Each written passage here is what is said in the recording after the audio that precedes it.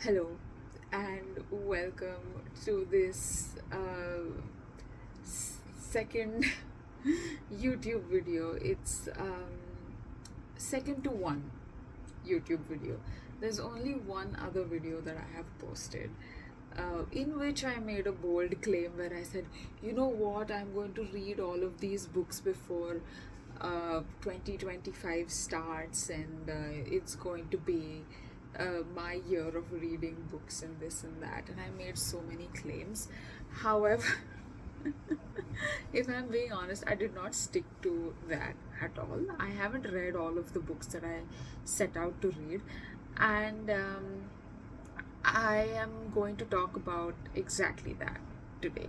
Like, why did that happen, and why do I feel like that is something that happened because I had very unrealistic reading goals, and what was the reason for those unrealistic reading goals? Like, why did I end up setting unrealistic reading goals in the first place? And do I even need to set a reading goal?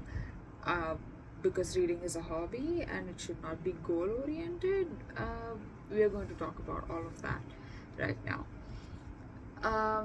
So lately, I've been seeing a lot of people um, on the, especially on my side of the internet, the side that I inhabit, is where I follow a lot of people that talk about books, that read a lot of books, maybe talk about films, watch a lot of films or TV shows, or just in general consume a lot of media, and then they either review it or they find connections of the media, like they find connections of the piece of media that they have watched to another piece of media, maybe, you know. That's the side of the internet that I inhabit.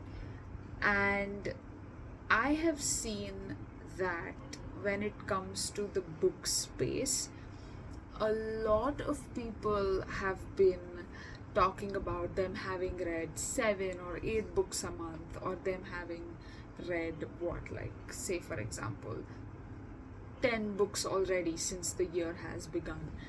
And they are always, most of these book influencers or book influencers or whatever it is on Instagram, at least I see them. They do these book hauls where a lot of publishing houses, they send them PR packages of books, and they open each and every PR package, and they are always excited to read the book that they find in the PR package, and they are so grateful to the publishing house, and they're always like, oh my god, this is the kind of book that I was looking for, oh, this is a sci-fi that I have been wanting to read, or oh, this is something that I have been wanting to read. And then zilch, nada, I don't see them talk about that book ever again. Never. I didn't never see it on their feed. I never see it on their story or whatever it is. That book is just gone. It was only there as a part of the PR promotional content that they had to shoot. What I want to say is that I have observed that it is very easy to lie about the number of books that you've been reading, if especially you're someone who's in a position to do that. If you're someone who is on Instagram and you talk about books and you receive a lot of PR from receive a lot of PR from publishing houses, then you are in a position where you're kind of indebted to them, that you have to talk about the stuff that they've given you. So you at least end up making a few videos about it, but you don't really enjoy all of what they've sent you, or you don't really end up reading everything that they've sent you, because it's impossible to read all of this much that you have accumulated. I feel like the reason why most of us cannot get back to reading is because we either have full-time jobs or full-time educational pursuits, and we end up comparing ourselves to people who are actually being paid or just to read. you know.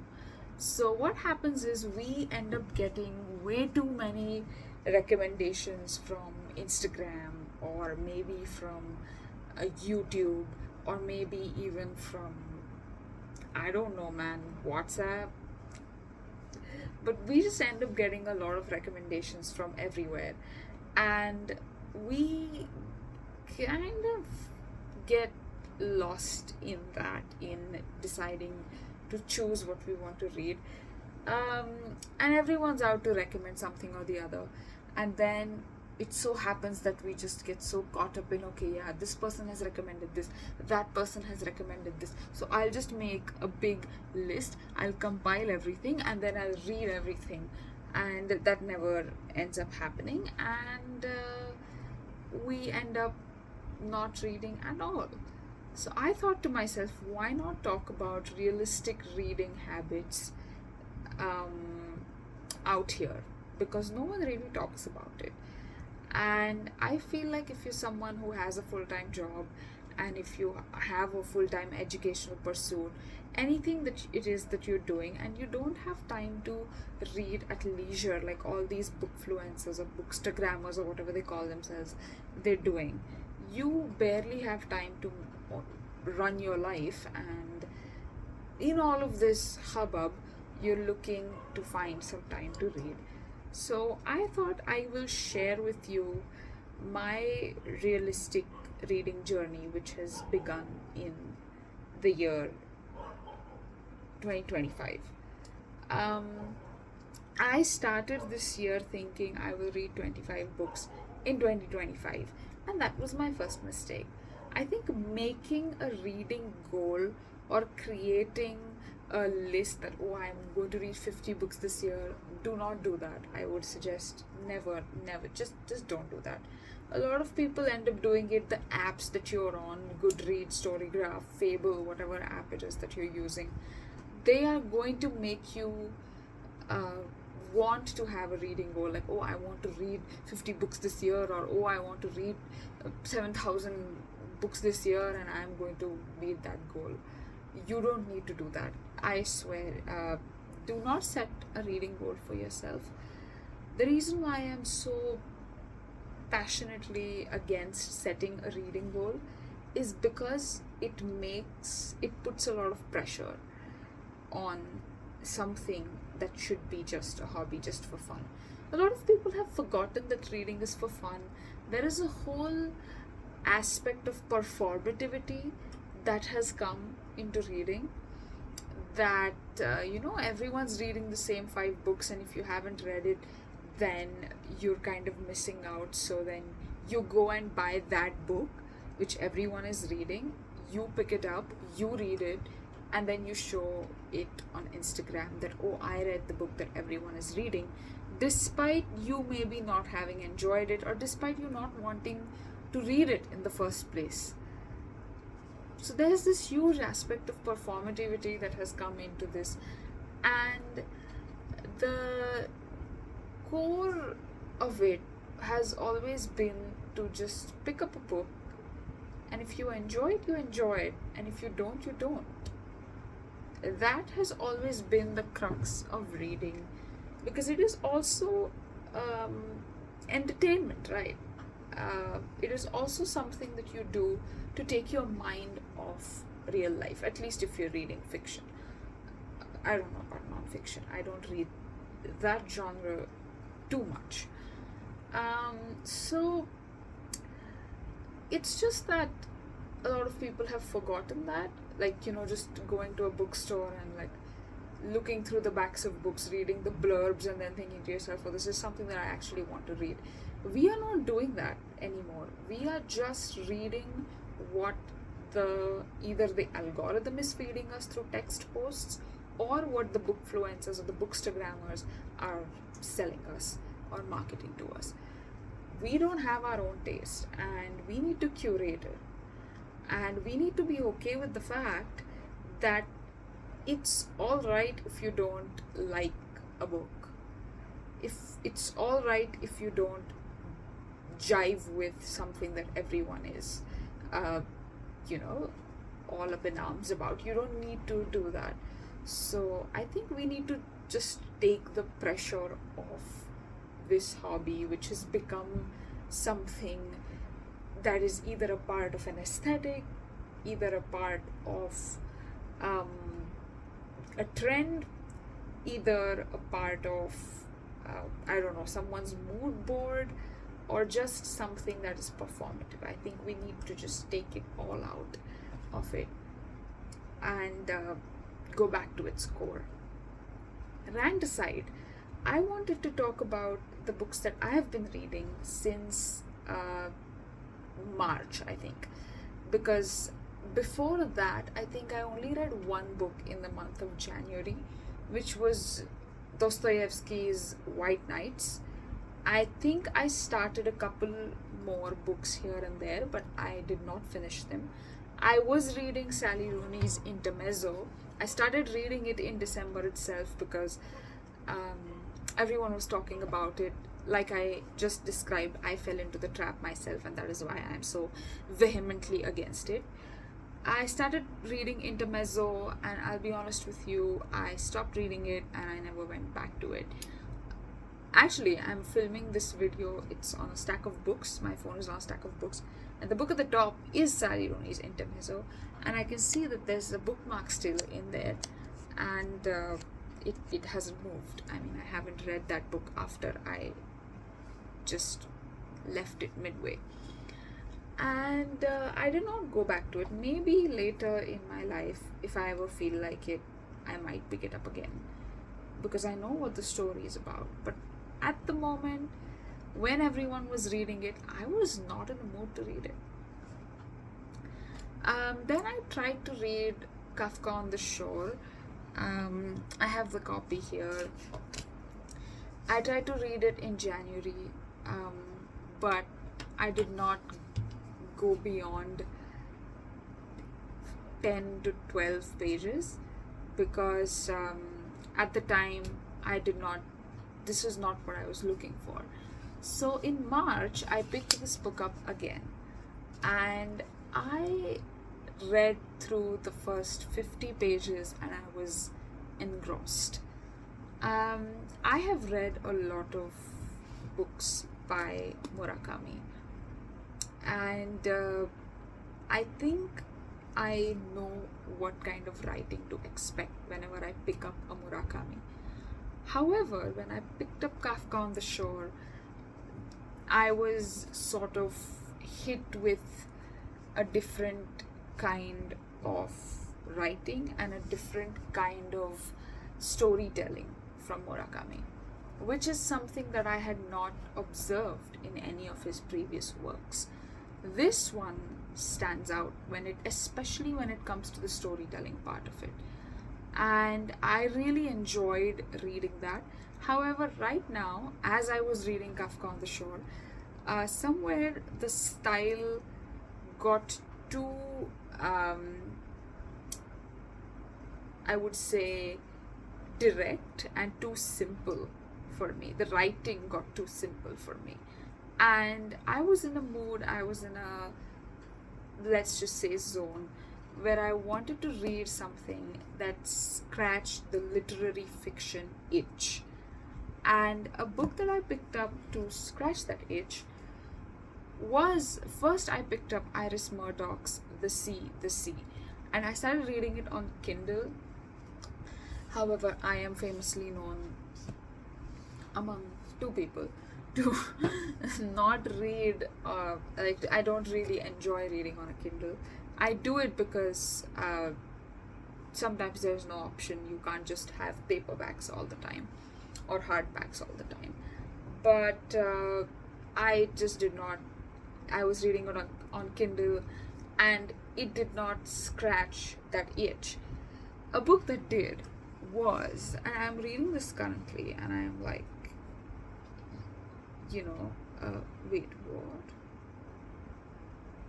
This is not the page that I was on. Someone has tampered with this book, and I think it's my mother. Oh, right. It is my mother. She has tampered with this book. I think she did that because must have fallen. Anyway, so the book that I'm reading right now, which scratched that literary itch, is I'm sorry, I need to put the bookmark back where it was. There we go. Or else it would bother me. Is I wanted to gatekeep this book for so long, and I think I should. Maybe I should. No, I'll just tell you. Is James Salter's Light Years. This book, I came across this author in a YouTube video or a YouTube comment section or something like that, and I googled him right away because someone described his writing as lyrical and his prose as beautiful and luminous. And I thought to myself, that is the kind of writing that I am searching for. So I would read the first 2 pages or first chapter on Google Books or something like that, and if I like it, then I might buy the paperback. I thoroughly enjoyed the first 5 pages that I read, and I immediately bought the paperback, and I think I am 64 pages in to this book. And I would say that if you are looking for beautiful, lyrical, luminous, transient, just writing that makes you feel magical, I think you should read James Salter's Light Years. I have never read anything like it. I have never read prose like this ever before in my life. And this is the kind of writing that I have been waiting to encounter and waiting to sort of have in my life. This is the kind of writing that makes you wonder that how do authors think of people in a certain way, or how do authors think of lives in a certain way, and how do they end up putting it on paper, and how do they end up conveying the nuances of a moment or the nuances of a life to a person who is who is a reader, right? A reader is like one person or one step removed from the story. However, a reader is the first person that interacts with the story. So what I'm trying to say is, it made me think a lot. It made me think about the characters a lot. It made me think about it is making me rather think about, because I'm still reading it, I have not finished it, and I am in the I always find myself in this position where I am reading something really cool and really exciting, and then I just think to myself, I don't want to finish it, but then I have to finish it. I am in that zone right now, but I will finish this book. And that's all I have been reading since March. I did not finish The Sea by Iris Murdoch. I might go back to it later, I don't know. This one I am hoping to finish soon, and then I'll go back to Kafka on the Shore, because sometimes Murakami tends to get too surreal at times for my taste. And I thought to myself that this reading habit of mine, where I don't have, I have not put myself on a leash, or I have not put myself on a, how do I say this, in a test tube, I don't know. I have not put myself on a tightrope, I guess, where I have to really walk that line and I have to meet that goal of reading all of what it is that I have set out to read. And I feel like with the rising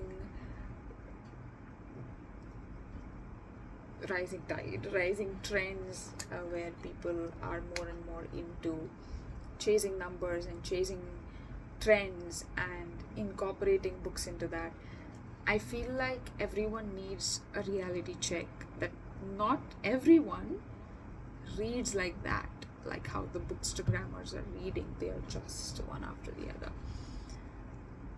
Um, so that's all I wanted to say, really. I just wanted to get it through to you that if you're someone who doesn't read every single day, it's alright. If you feel like picking up a book, pick up a book. See which one matches your mood at the moment. Pick it up, read through it, go through it.